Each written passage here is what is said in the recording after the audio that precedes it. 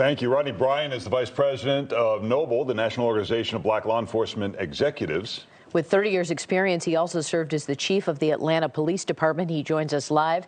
Thank you for being with us this morning. Good morning. Thank you for having me. So there have been calls for pushing through Congress this George Floyd Justice and Policing Act. Do you think that'll make a difference?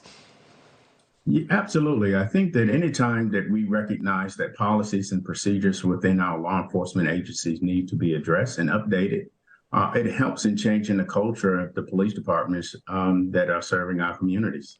Can you explain why, after the many examples that this country has seen, and knowing that video is rolling, why a group of police officers would act in that way in this recent case? Clearly, what I saw in watching those videos are police officers who abandoned their training and allowed their emotion and aggression to take over a situation that someone should have stepped up and intervened in and stopped what they saw was happening.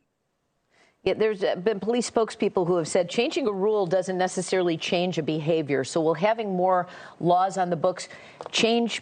You know, if you're going to act in a criminal way, whether you're a police officer or not, you would still do that despite a change in the law.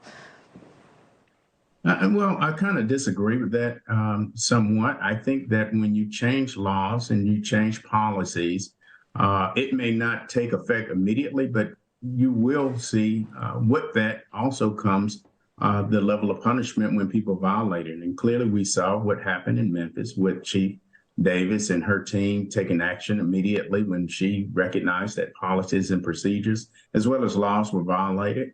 And when people see that there are consequences for those types of action, it does have an effect on the police department. The city had been out front early on saying, look, our crime numbers are down after installing this Get Tough on Crime unit known as Scorpion.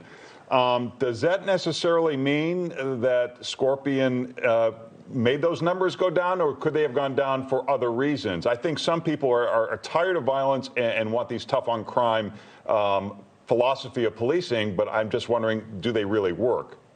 Yeah, well, you know, when it comes to reducing crime, there are many variables that take place for why crime goes down, as well as variables for why crime goes up. I've not had the opportunity to take a look in depthly to speak to if the Scorpion unit had a significant impact on it.